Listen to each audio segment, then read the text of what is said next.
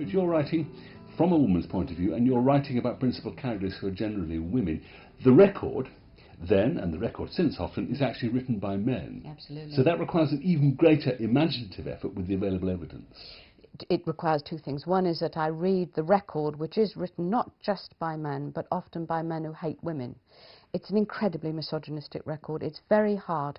There's one biography which I've used extensively, which is by Professor David Baldwin, on Elizabeth Woodville. And he actually likes Elizabeth, and he's generous to her. He's a modern man, you know, he's working today.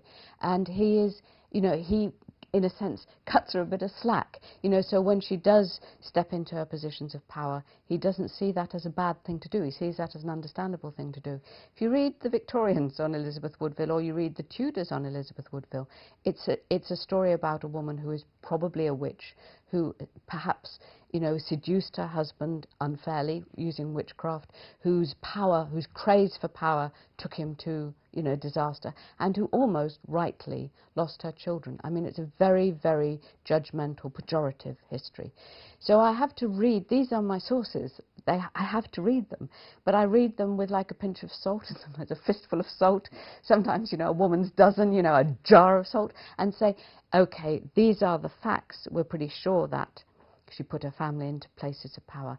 But then part of the creation of the fiction is I sit in her shoes, as it were, and I go, if I had been her, would I have put my family into power?